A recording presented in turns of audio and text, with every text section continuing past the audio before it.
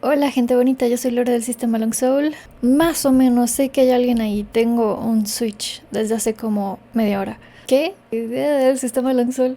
Y este es nuestro canal para hablar de trastornos disociativos. Este fue un tema votado por los Patreons. Había dos ahí en el Patreon que estaban compitiendo. Vamos a juntar el tema que propusieron los Patreons junto con un tema que queríamos hablar, que es del pronóstico, y el tercer criterio del trastorno de identidad disociativo, el tercer criterio en el DSM-5, este complejo concepto de la funcionalidad. Básicamente expandir a lo que se refiere este tercer criterio. Siguiendo los criterios del DSM-5, hemos ya hablado bastante sobre el primer criterio, que es la presencia de dos partes que alternan el control ejecutivo. También tenemos un video sobre la amnesia disociativa, que es el segundo criterio. Y el criterio 3 del TID en el DSM-5 nos indica que los síntomas causan malestar clínicamente significativo o alteración en el funcionamiento social, ocupacional o en otras esferas relevantes. Este no es exclusivo del TID, está presente en muchos otros trastornos del DSM-5. Es mucho más complejo de lo que parece. Causa malestar clínicamente significativo no es un número, no te dice cuántas veces a la semana, no te dice por cuánta cantidad de tiempo, no te dice porcentaje. ¿Qué entendemos con funcionamiento? Posiblemente para muchos no sea más fácil definir qué es lo disfuncional que definir qué es lo funcional. Cuando estamos hablando de disfuncional lo imaginamos como algo que provoca un resultado opuesto a lo que se espera o lo que se pretende. Entonces el funcionamiento lo entendemos como una serie de conductas esperadas. Se traduce en conductas distintas a las esperadas o lo que se considera dentro del rango de la normalidad o el común de la población. Sin embargo, hay algo muy curioso que sucede en el TID y en los trastornos disociativos complejos, y es que se desarrollaron en un contexto donde el niño necesitaba seguir funcionando. Y la única forma que encontró de lograrlo era separar esas vivencias traumáticas de lo que necesitaba para poder funcionar. Todo aquello vivencial, toda su experiencia que amenazaba con la funcionalidad y se mantuvo separado suficiente tiempo. Necesitaba aparentar normalidad para sobrevivir. Lo que quiero decir es que el TID y los trastornos disociativos complejos son funcionales al mismo tiempo que disfuncionales. Son adaptativos al mismo tiempo que maladaptativos, en diferentes grados. El TID es funcional porque el cuerpo ha logrado separar aquello con lo que no puede funcionar. Y es disfuncional porque muchas veces esta funcionalidad es frágil. La funcionalidad se rompe, es decir, la persona deja de hacer lo que se espera de ella. Su trabajo, su tarea, cuidar a los hijos. Y la funcionalidad o aparente funcionalidad puede mejorar por medio de más disociación o con la creación de más partes disociadas que puedan apartar esas partes que son difíciles de manejar. Por eso existe el TID, porque la persona aprendió a funcionar disociando. Sin que la persona lo controle, por supuesto. Pero el TID no es el único trastorno en donde puede manifestarse en una persona altamente funcional. Se ve en la depresión, ansiedad, el espectro autista y otros trastornos del neurodesarrollo, consumo de sustancias. Incluso dentro del espectro de la esquizofrenia se pueden encontrar personas altamente funcionales. Es un tema sensible e importante en la neurodivergencia, esto de aparentar normalidad, porque se aplaude y se promueve en lugar de permitirle a las personas manifestarse como son o siquiera mencionar que algo les está pasando. Es como estar sosteniendo la respiración todo el día, que te aplaudan por ello y te condenen por no enmascarar tus síntomas, hasta que después se convierte en una second nature, segunda naturaleza, y después no puedes dejar de hacerlo. Y esto a su vez hace que sea más difícil que se detecte. Respecto a la disociación crónica, porque de esto se trata este canal, esta segunda naturaleza la lleva más allá. Es decir, que se disocia tanto el dolor, tanto aquello que duele, tanto aquello que causa malestar, que no te enteras. Y simplemente te quedas con una sombra de algo que ni siquiera entiendes. Y el malestar está y no está a la vez. No estamos implicando aquí que las personas con otras condiciones, no estamos diciendo que no tengan disociación severa y tampoco que tengan necesariamente disociación severa, pero sí es posible de que haya un mecanismo disociativo ahí, adaptativo, por cierto. Agregando una nota aquí, aunque todavía no hemos abordado el tema de los trastornos conversivos y somatomorfos, pero lo vamos a hacer definitivamente porque estos, junto al trastorno de estrés postraumático y trastorno de estrés postraumático complejo, son los que más se relacionan con los trastornos disociativos. Como paréntesis, los trastornos conversivos y somatomorfos son manifestaciones más corporales en el somatomorfo y más neurológicas en el conversivo de la disociación. Recordemos que la disociación es compleja y no únicamente abarca la cognición o lo que uno es consciente. Pero lo comentamos aquí brevemente para hacer una mención de la Bell Indifference. Es una experiencia de tranquilidad y la carencia de un malestar psicológico ante síntomas de una condición severa. No es un criterio diagnóstico en sí mismo para los trastornos conversivos o para ninguno, es simplemente algo que suele suceder mucho más en los trastornos conversivos y es una de las manifestaciones de la disociación. Pero nuestro punto es para ilustrar esta paradójica ausencia de malestar, incluso en una condición severa. Y estoy tartamudeando mucho, estoy disociando. Perdón si hago muchos cortes. Antes de irme con el pronóstico, es necesario recordarles que hay distintos objetivos en terapia.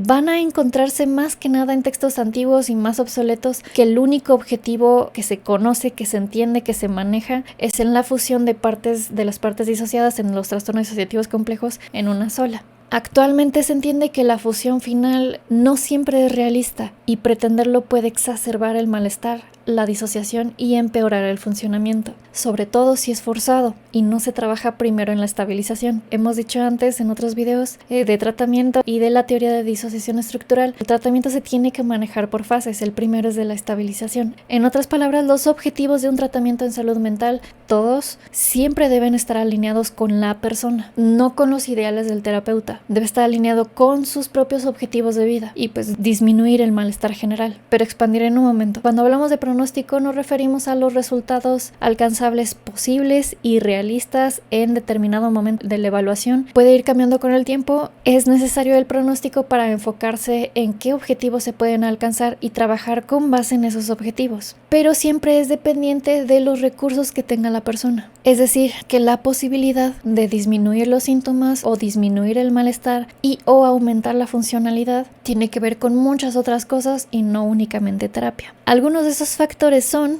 nivel más alto de funcionamiento alcanzado. Por supuesto que aumenta si la persona antes del tratamiento ya era de alto funcionamiento. Es totalmente posible que una persona con TID sea altamente funcional incluso antes de ir a terapia. Sí se puede. Obviamente no estamos diciendo que el funcionamiento es lo mismo que sanar. Muchas veces las personas trabajan mucho, son workaholics, hacen mucho ejercicio, se cuidan mucho a los otros con tal de no mirarse hacia adentro, evadir ese dolor interno. Un grado de comorbilidad, incluidos los trastornos de personalidad y así, entre más condiciones de salud, el pronóstico es más difícil. Grado y flexibilidad de las defensas psicológicas, que va muy ligado al siguiente. Voluntad de compartir pensamientos y sentimientos personales, obviamente con el terapeuta y con las relaciones cercanas, que es muy difícil pero es necesario y entre más honesto y abierto, mejor.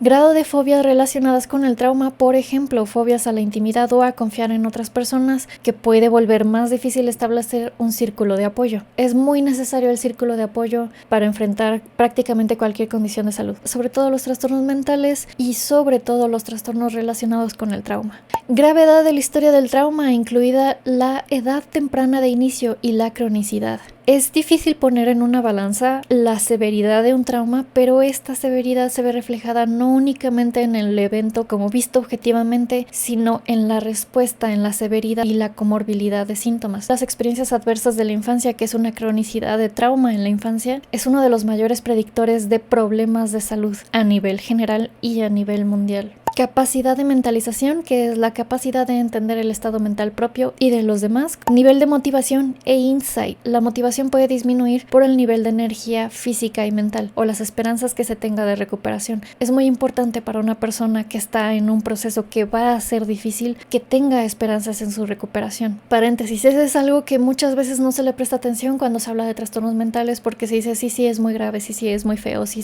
sufren mucho. No se presta atención a que las personas que están escuchando necesitan también sentirse con esperanzas de que se puede vivir una vida bonita. Nivel de autocompasión. Hay de hecho enfoques terapéuticos centrados en la autocompasión. Capacidad y disposición para aprender a regular y tolerar la experiencia interna. Este factor se puede ir desarrollando, pero lentamente, y es justo esto lo que tiene que pasar antes siquiera de pensar en la fusión final pues. Gravedad de los problemas de apego que socavan y complican la relación terapéutica, que es como lo que estábamos diciendo hace rato. Aceptación de la disociación y voluntad para trabajar con las partes internas. La aceptación del TID es algo que toma toma tiempo, toma más tiempo del que se cree, y para ello es necesario despatologizar y normalizar esta disociación crónica como una respuesta normal. Es el cuerpo el que intentaba ayudar, intentaba sobrevivir e hizo lo mejor que pudo, y es necesaria la aceptación para trabajar con las partes internas. Y es necesario trabajar las partes internas si se quiere pensar en una futura fusión o mínimo en la multiplicidad saludable. Ahorita vamos a eso. Grado de conflicto entre las partes disociadas, que de las que más causan conflicto son las partes persecutoras. Tenemos un video hablando de las partes persecutoras, pero recordando que incluso las partes persecutoras tienen su motivo de ser. Victimización continua o abuso de otros. Vivir en un ambiente donde hay todavía abuso hacia uno o incluso la persona abusa de otras personas, en general un ambiente abusivo, no da un buen pronóstico. Y es por eso que está en la primera fase del tratamiento, está solucionar eso. Se debe buscar la seguridad objetiva de la persona antes de pensar que se necesita una seguridad subjetiva del interior de la persona. Si sigue existiendo, se sigue viviendo en un ambiente donde es necesario disociar para sobrevivir, no hay razones para dejar de disociar. Otros factores que hemos visto en otros estudios y papers, saltándonos los ya mencionados y que obviamente van a tener como referencia en la descripción, son ganancias secundarias por la condición. Esto es totalmente real. Por ejemplo, si tienes algún beneficio de discapacidad del que no quieres prescindir, obviamente también incluye si tienes un beneficio al mostrarte públicamente. Más o menos de eso podríamos estar hablando con el caso de Billy Milligan, otra vez hablando de ese caso. Le era muy necesario que la gente se fascinara con su TID para poder hacer lo que él quería. Obstáculos por parte del terapeuta o el profesional de la salud. Esto se puede ver de un montón de formas. Por ejemplo, no darte terapia cuando es necesario o cortarte la terapia, condicionarte la terapia, poco o nulo apoyo social en general. Creo que esto sí lo mencionamos. Falta de recursos como personas en situación de calle. Poco o nulo empleo u ocupaciones diarias como escuela o trabajo. Es decir, no conviene que tu vida sea únicamente la recuperación. Tu vida también necesita tener algo por lo que vivir. ¿Para qué recuperarte? ¿Cuál es el objetivo de recuperarte? ¿Cuáles son tus intereses más allá de recuperarte? Tratamiento anterior con terapeutas abusivos, de lo que se habla muy poco. Deshonestidad y falta de empatía, tanto para la misma persona como con el terapeuta como con el resto de personas. Esto lo voy a decir así como va. El círculo social impide los intentos del paciente de lograr más independencia. Por ejemplo, si vive en una situación abusiva y la persona necesita salirse y las personas que viven con esa persona no le permiten independizarse y no le permiten moverse o hacer lo que sea necesario para sanar, para mejorar su ambiente, para mejorar sus circunstancias. Involucración severa en autodestrucción, entre muchos otros factores. Básicamente aquí estamos diciendo que pues afecta un montón de circunstancias de la vida. Y de todo esto mencionado, los factores de mayor preocupación son las comorbilidades orgánicas severas, como la esquizofrenia y la lesión cerebral traumática, que por cierto debe investigarse en personas con historial de abuso físico muy severo. Y en segundo lugar, la capacidad de construir una relación terapéutica. Más que teorías, enfoques y disciplinas terapéuticas, es vital permitir y construir una relación de confianza con el terapeuta. El terapeuta necesita adaptarse, ser flexible, ser paciente. El terapeuta necesita ser paciente también, ecléctico, honesto y tener como fin último el bienestar de la persona. Y también, como lo explica Judith Herman en su libro, que de hecho también es un audiolibro que estamos haciendo poco a poquito, la persona con trauma complejo necesita estar en control de su propio proceso. Sobre la multiplicidad saludable, hemos hablado de esto un poco en nuestro video de integración. Básicamente podría ser una introducción a véanlo por si no lo han visto. Hay dos posibles resultados, que es la fusión final, como habíamos dicho, que es la pérdida de separación subjetiva entre partes. Esa es una, y la otra es la multiplicidad saludable. Es decir, todavía existe esta sensación de separación, pero con suficiente conciencia y suficiente coordinación para mantenerse funcionando bien. Todos van remando para el mismo lado. Esta multiplicidad saludable o funcional no solo es posible, sino que precisamente es lo que antecede la fusión final. No podemos hablar de fusión final si no existe primero una cooperación y trabajo entre partes. Hay debates en cuanto a qué es mejor, qué es más saludable, qué es más funcional. Hay muchos que defienden que la fusión final es la que va a causar menor descompensación a futuro. De hecho, hay un paper de 12 personas altamente funcionales, con TID que se consideran altamente funcionales, todas muy diversas, en donde el tratamiento se hizo muy consciente de que lo que ellos necesitaban en su vida era funcionalidad. Entonces se trató de no empeorar la funcionalidad por medio del tratamiento, que es totalmente posible. Todas estas personas lograron construir un ambiente en donde fue posible que sucediera una fusión, pero no se conoce mucho de si esa fusión quedó quedó pues. Porque de todas maneras es posible, dependiendo de la persona, dependiendo del ambiente, pues de una fusión se vuelvan a disociar. Es posible, porque si el ambiente hizo que se disociara, el ambiente también puede hacer que se integre. Eso nos lleva al siguiente punto difícil, que es sobre la multiplicidad natural. Es decir, ¿puede existir multiplicidad fuera del TID y las partes disociadas por trauma? Se supone que sí. Puede ser que sí, por lo menos en las distintas concepciones del ser o concepciones del yo. Es complejo de explicar para las personas que no están muy adentradas en cualquiera de estos temas, porque se piensa que las personas somos solo una y que únicamente se es múltiple cuando se tiene un problema como estos, como el TID, y ya. Pero si indagamos más en las teorías de la personalidad, básicamente la personalidad es un conjunto de subsistemas que funcionan en conjunto. El concepto del yo se puede entender en términos de partes. Se ha explicado muchas veces en términos de partes. La persona se puede entender como yo como hijo, yo como padre, yo como amigo, yo feliz, yo triste, yo enojado, el yo con la familia, el yo con los amigos. Un concepto muy popular es el yo, ello y superyo, que muy posiblemente Freud empezó a tener esta teoría a partir de personas traumatizadas con estas pacientes histéricas de Viena, o la teoría de los estados del yo, que es el padre-hijo adulto. Todo esto que acabamos de mencionar no es TID. Hay diferencias fundamentales entre esto que dijimos que es como una conceptualización de la concepción del ser. Obviamente estamos hablando de trauma, separación disociativa crónica, y entre más disociada esté esta parte de la persona, más apartado de un solo yo se percibe. Es decir, ya no es mi yo feliz, mi yo triste. La otra parte también tiene su yo feliz y su yo triste. Tenemos dos yo feliz y yo triste. Y mi yo feliz no reconoce al yo feliz acá. Así que por un lado tenemos a las personas con disociación traumática severa. El extremo de este lado es el TID. El menos extremo de este mismo lado es el estrés postraumático.